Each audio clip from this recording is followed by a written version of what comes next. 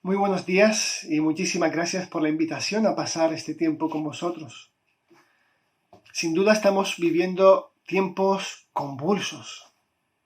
Seguro que muchos estáis experimentando dificultades en diferentes niveles de vuestras vidas. Dificultades tal vez económicas o materiales, laborales, o en cuanto a la salud. Dificultades emocionales. Y como iglesia os ha tocado también vivir en primera persona la pérdida de seres y personas muy queridas. Estamos pasando por una crisis repentina, aguda, que ha llegado de forma completamente inesperada. O sea, ¿quién podría haber dicho a principios de año que el mundo iba a estar así en el mes de mayo? Y justo por lo repentino y por lo que está siendo en sí en cuanto a crueldad, esta crisis está siendo muy difícil de llevar. Me gustaría compartir de forma muy breve 5 principios que nos pueden ayudar a sobrellevar, a sobrevivir y también a navegar en medio de esta situación de crisis, evitando pues en la medida de lo posible el quemarnos y quedarnos exhaustos por el camino. Son 5 principios que aparecen en el libro de Nehemías y concretamente en los 2 primeros capítulos. Son principios que en sí tienen un orden, es decir, necesitamos desarrollar el primero para que los siguientes se puedan ir desarrollando. Estos 5 principios son los siguientes. Primero, la prioridad de la oración y de nuestra relación con Dios.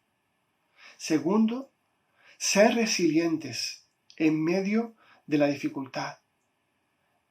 En tercer lugar, la importancia de contar con el apoyo de otros. Cuarto, repensar y reenfocar todo lo que hacemos.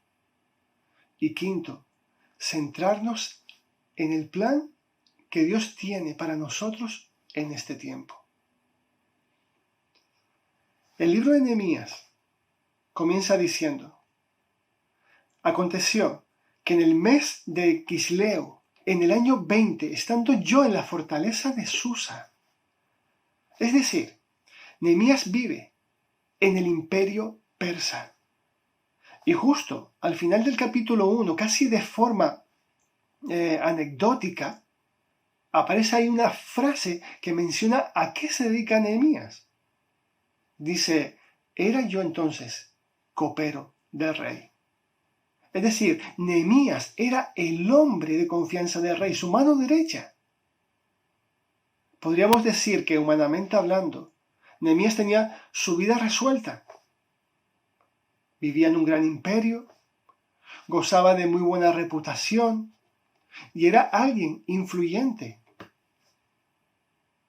Pero de pronto, de forma imprevista, todo eso se va a desmoronar y le va a tocar enfrentar una crisis que va a remover todos sus cimientos y todas sus seguridades. El texto sigue diciendo en el versículo 2 del capítulo 1: vino Ananí, uno de mis hermanos, con algunos hombres de Judá, y les pregunté por los judíos, los que habían escapado y habían sobrevivido a la cautividad, y por Jerusalén. Y me dijeron: el remanente, los que sobrevivieron a la cautividad allí en la provincia, están en gran aflicción y oprobio, y la muralla está derribada y sus puertas quemadas a fuego. Nehemías recibe muy malas noticias. La ciudad de sus antepasados, la ciudad de su pueblo está completamente destruida y desolada. Pero no solamente lo está la ciudad, sino que también lo están las personas que han sobrevivido y ahora están en Jerusalén. Dice el versículo 4: y cuando oí estas palabras, me senté y lloré e hice duelo por algunos días. Y estuve ayunando, llorando delante del Dios del cielo. Aquí nos encontramos con el primer principio que pone en práctica Nehemías en tiempos de crisis. La prioridad de la oración y de su relación con Dios. Nehemías, al verse delante de la crisis, una crisis que le hace derrumbarse de forma literal, se tiene que sentar, que llora y que hace duelo, pero también se dedica a orar delante de Dios. Y lo hace como indica el versículo 6, de día y de noche, de forma constante, de forma perseverante. Esto mismo lo vemos en Jesús, a lo largo de sus 3 años de ministerio público.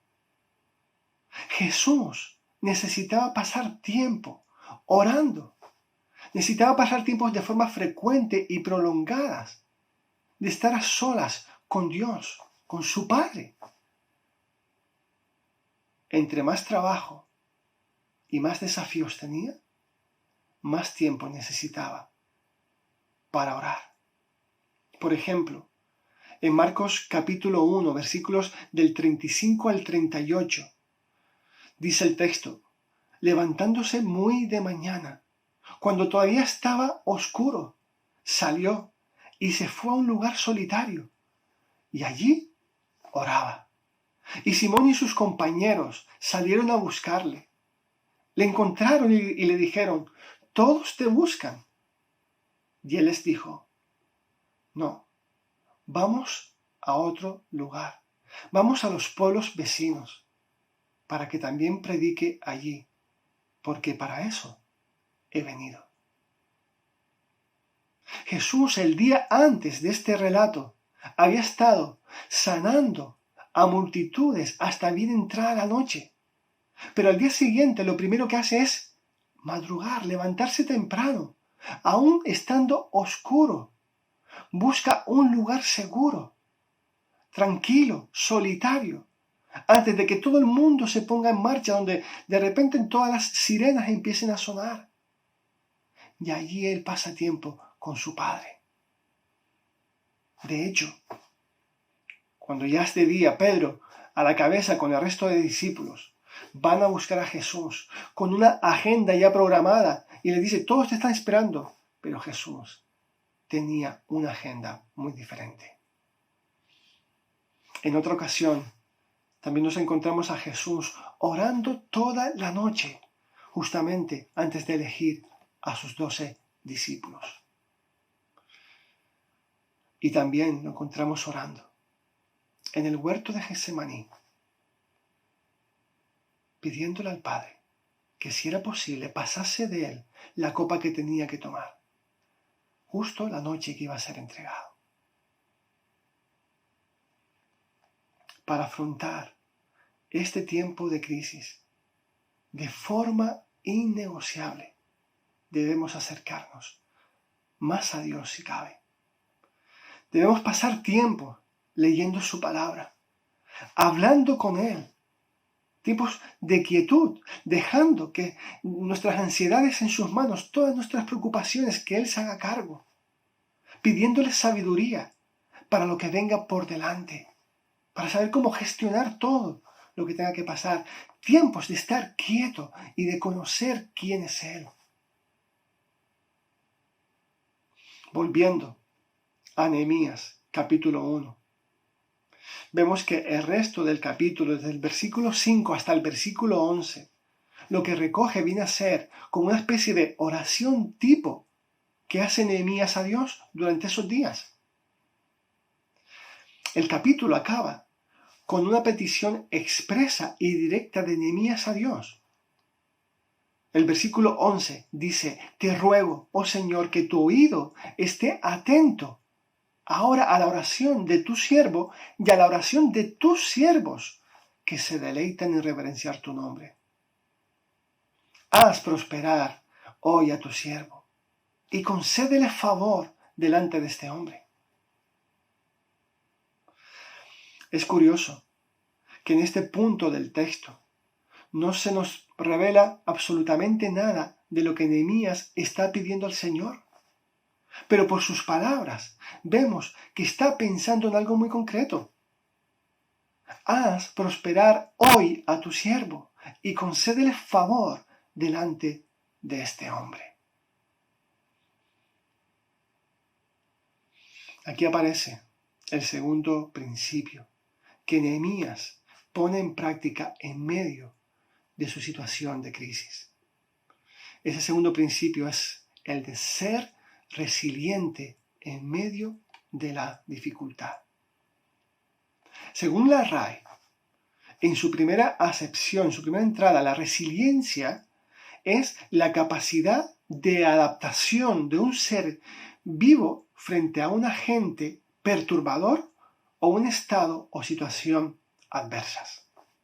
Repito, la resiliencia es la capacidad de adaptación que tiene un ser vivo frente a un agente perturbador o un estado o situaciones adversas. Y esto es lo que vemos en Nehemías.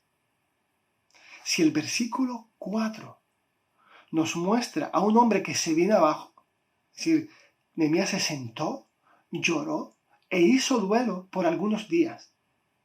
Nehemías no se queda ahí, sino que sigue adelante. Soporta el dolor, soporta las malas noticias, soporta el sufrimiento. Nehemías, a recibir las malas noticias, no se muestra como alguien invencible, como alguien que se queda imperturbable ante las noticias. No le transmite a los hombres que han llegado a darle esas malas noticias el mensaje de tranquilo chicos, que esto lo arreglamos entre días. O tranquilo, que entre todos sacamos esto adelante.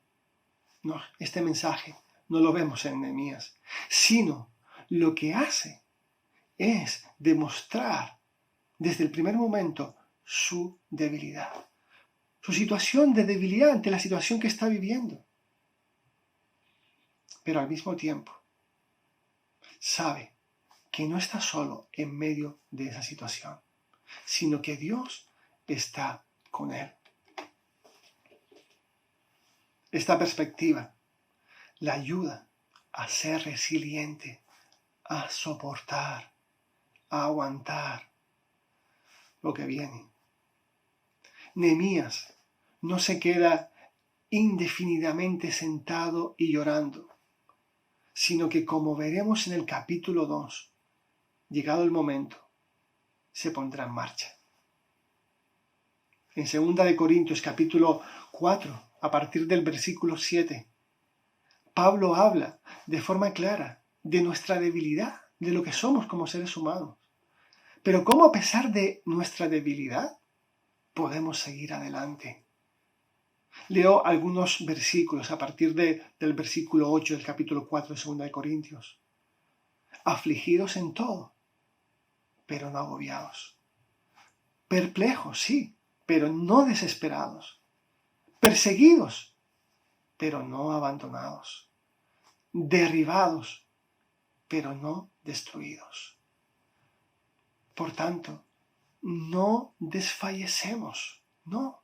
Antes bien, aunque nuestro cuerpo, nuestro hombre exterior se va desgastando, va decayendo, sin embargo, nuestro hombre interior se renueva de día en día. Pues esta aflicción, dice el texto, pues esta aflicción, que es leve y que es pasajera, nos produce un eterno peso de gloria que sobrepasa toda comparación. Al no poner nuestra mirada, nuestra vista en las cosas que se ven, sino en las que no se ven, porque las cosas que se ven son temporales, pero las que no se ven son eternas. Poner nuestra mirada en Jesús será lo único que nos permitirá seguir adelante. Mirarnos a nosotros mismos, mirar a las circunstancias, enfocarnos en ellas, tarde o temprano, nos va a llevar a la absoluta desesperanza. El tercer principio que vemos que Nehemías desarrolla para afrontar esta crisis es contar con el apoyo de otros. no estar solo, no verse solos. Podríamos pensar que Nehemías está solo, pero no es así. Y tendemos a pensar eso cada vez que estamos en una situación de crisis personal. Ya en su oración, en el capítulo 1, en el versículo 11, deja claro que no solo está él orando, sino que hay otros que están también orando. Él está acompañado en oración por otros. Decía el versículo 11, te ruego, Señor, que tu oído esté atento ahora a la oración de tu siervo y a la oración de tus siervos que se deleitan en reverenciar tu nombre.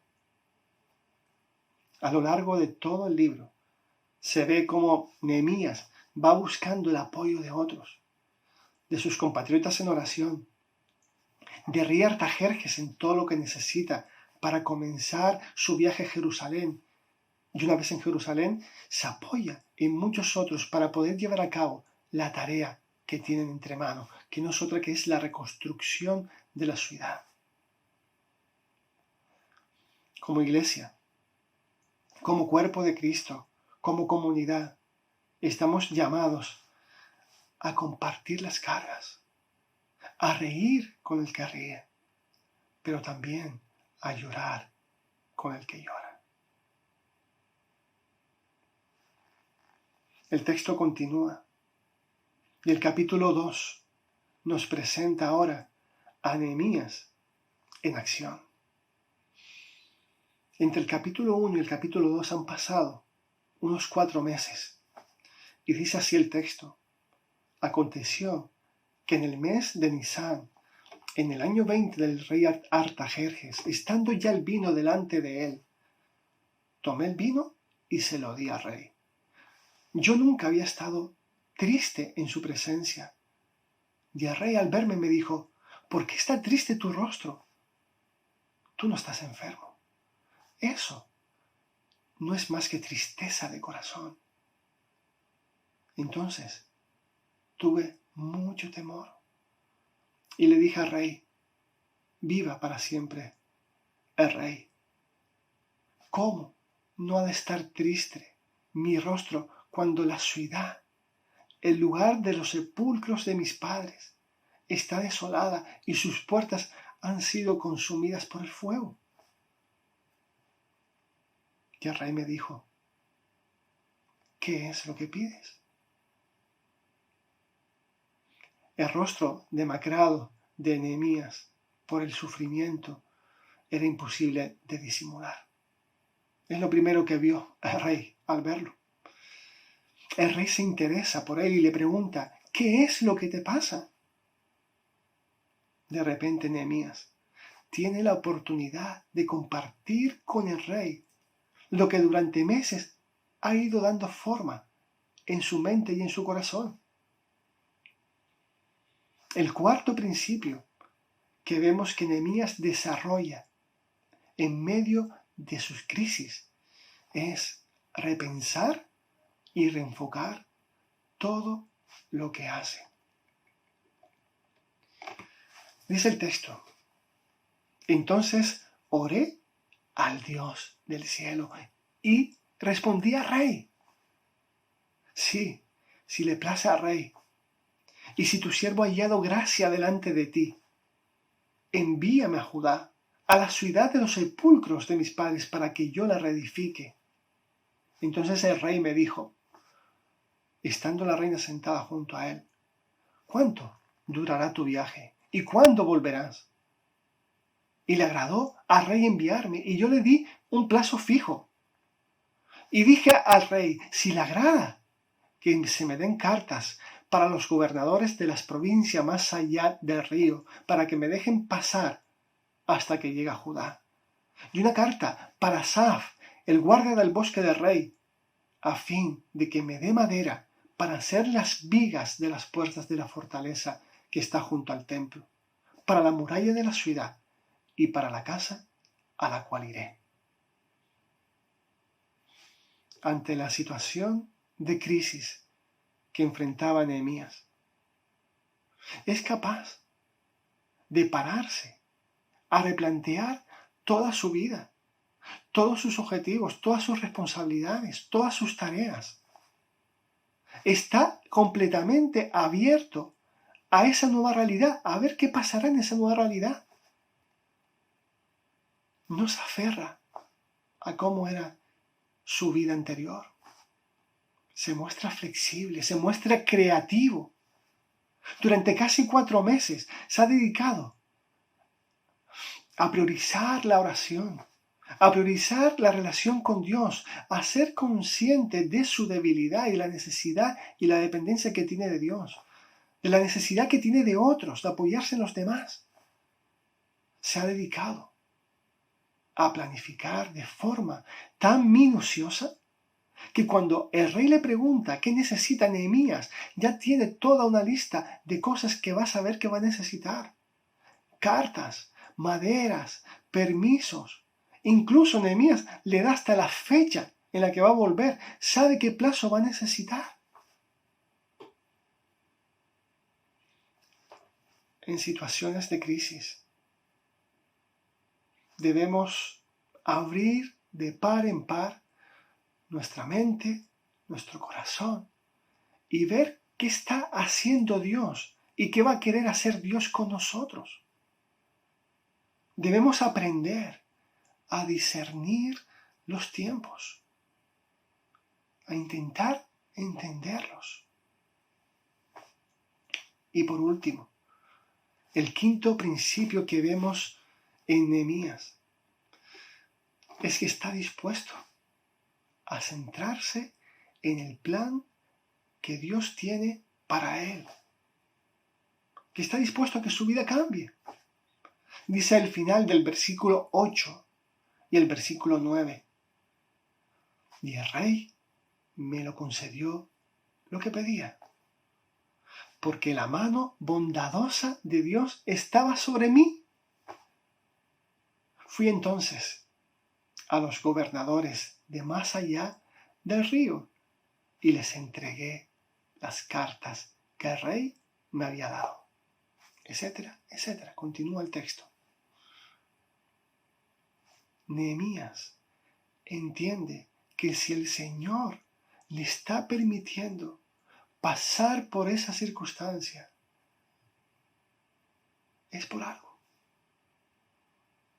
Y está dispuesto a ponerse en las manos de Dios y que Dios gobierne su vida.